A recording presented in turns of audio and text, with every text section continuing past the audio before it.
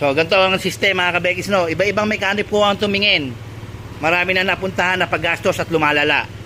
Ang plano rito, pag hindi napatino, itatambak na lang, no, sir? Kasi gastos na. Yun ang paano.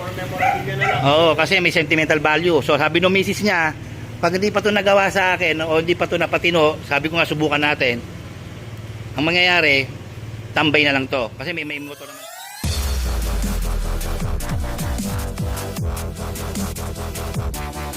Si sir, shoutout kay Sir Hermie. Sir, anong nagiging issue nito noon? Yung ano niya, sa kuryente niya. Ang tawag dito, nawawala lang. Papagawa ko, tapos mga ilang araw lang, mawawala na naman. Yung battery, papalit-palit na ako ng battery.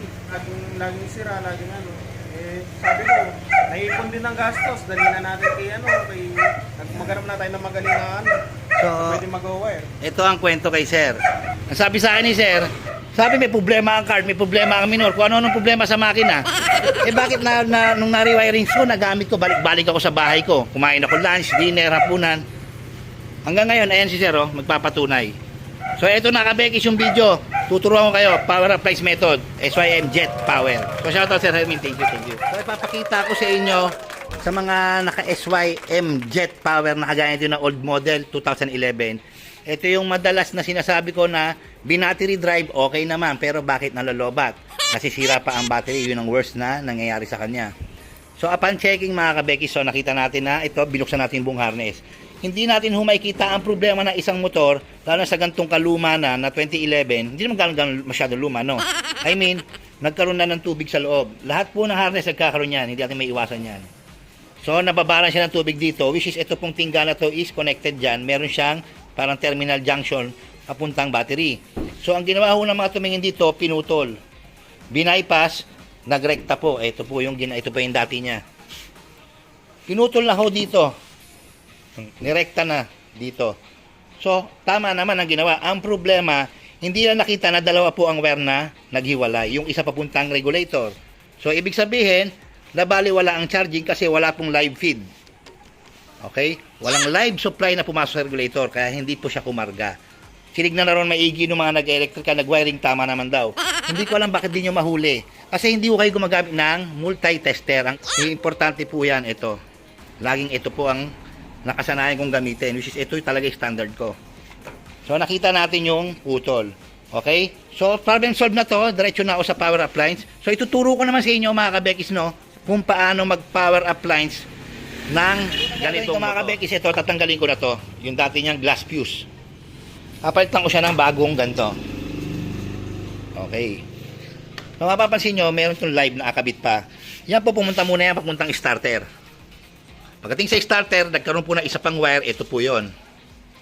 Yan naman po ang magsusupply dito sa ignition, yung live dyan. Then afterwards, yung mga ACC na, yung kulay black po ang ACC line nito, solid black. Susupply niya na lahat yan. Ang gagawin po natin, ito tatanggalin ko to. Ito po, float na yan. Diyan na yan, no? Ibig sabihin ko dati ito nakakabit dyan. Dumaan ng fuse, tapos pupunta sa may susian yung kadugtong. Sa akin, ang gagawin ko, hindi na po. Wala na po akong pupunta dyan. Diretso po, ito ikakabit kong fuse na bago, 15 amp. Yung isang paa po niyan, diretso ko na rito. Then yung isang lalabas, papunta na po dito sa, pinutol ko na papunta sa susian at sa regulator. Nagets nyo po? Tinanggal ko na po yung fuse na to ulit, no? Putol na po yan, float na yan. Gagawa tayo ng bago. Hindi na tayo dadaan ng, sa madaling sabi, hindi na tayo dadaan ng starter. Diretso na po ako sa battery. Then, ito na po ang gagamitin ko. Ito nga, bago ng fuse, 15 amp.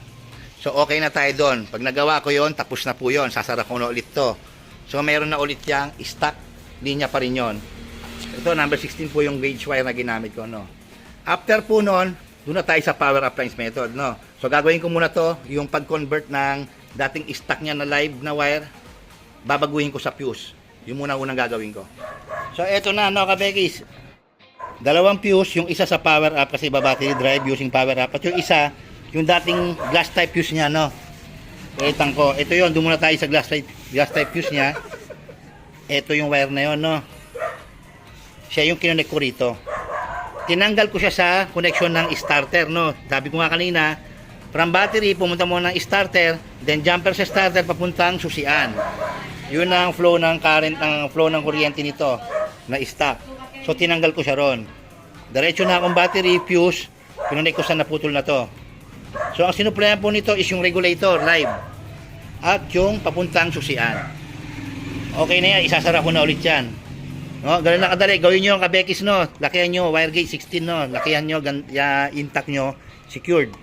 Then dito na tayo sa power appliance, no. Isara ko muna to, then papakita ko sa inyo paano yung power up nito. So, ganito na yung kabuuan mga kabekis, no. Finish project. So, dito na tayo sa paano ang power appliance nito. So, may isang fuse tayo, no. Bali, dalawa na yan. Yung kanina, yung dating stock fuse, palitan natin. So, itong pangalawa is sa power up. Pumunta po yan sa baba. Makita nyo na ibalik na sa ayos. Okay, ito na yung wire ko sa relay. Yan. Makyat. Andito po yung relay kinabit. Sakto po yan, maganda yung peso niyan, walang tatamaan, walang iipit. Okay. So, meron po itong built-in na 3-way switch. Parang sa Smash. Dalawa, first layer sa baba, second layer sa taas. Ang main po natin dyan is itong dilaw sa baba. Okay? Gamit po kayong continuity checking ng tester, dito nyo po itest yan. So, ayan yung dilaw. Okay? Ang pumasok po dyan, hinugot ko na yan, pinasok ko po yan sa 87 ng relay natin. ACC line po nito is black. Ayan, black wire. Nandiyan sa bandang gitna ng socket na to. Dalawang socket yan, yung mas marami. Black. Yung 85 or 86, kahit ano po doon, as per color coding ako, yung dilaw ang ceramic socket ko, dilaw na wire. Nagtap po yan sa black. Hindi po pinutol. Nagtap po ako. Ibig sabihin, sinugatan ko yan, lumabas yung wire niya, tinap ko yung 85 nito. Yan. Sa ACC line. Okay? So, yung 87 nito ulit, hinugot ko yung dilaw na socket, yung dilaw na wire dyan, saan ko po siya kinabit. Okay. So, meron po tayong negative side ng relay, coil. Hindi pwedeng wala yan. Ayan po, pumunta po yan dito. Nag-tap dito sa regulator, negative. Naging dalawa po. Bakit? Kasi po yung isa po niyan nanggaling ng battery. Ito. Nakaabang na. Negative. So, bumaba rin yan dito. Makyat, pumunta rito. Okay? So, yung 30 po, syempre, lagi yan. May 30. Ayan. Ito na nga po yung galing fuse.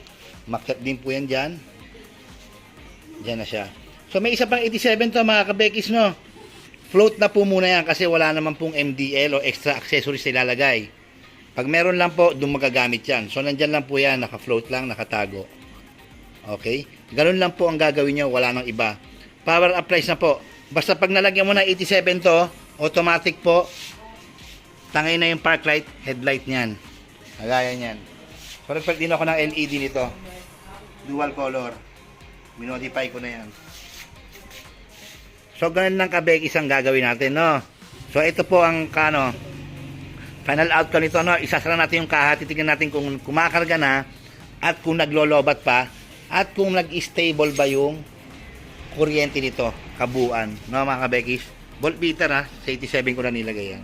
Okay, so stay tuned. So, kamustahin po natin yung SYM Jet Power natin after magpa 5 days na ginawa, mga kabekis, no? So, ito rin charging niya, no?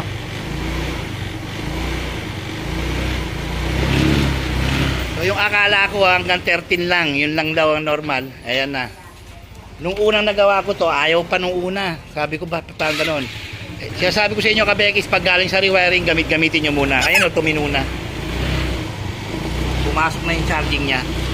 Tapos, ang kagandahan pa dyan, ha, patayin mo. Yung upuan, bumubukas na. Sige nga, bilhin mo. Dipindot yung upuan yan, eh. Sige.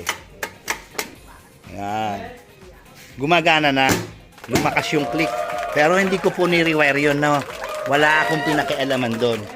Basta nag-power appliance ako, nag-balance, nag-stable, gumaan yung mga linya, ang lakas ng pitik niya. Ano? Diba, sir? Yun ang power appliance. Wala na naging problema, nabuhay yung motor. Hindi na naglobat, hindi na rin nag-fluctuate. Buksan mo, sir.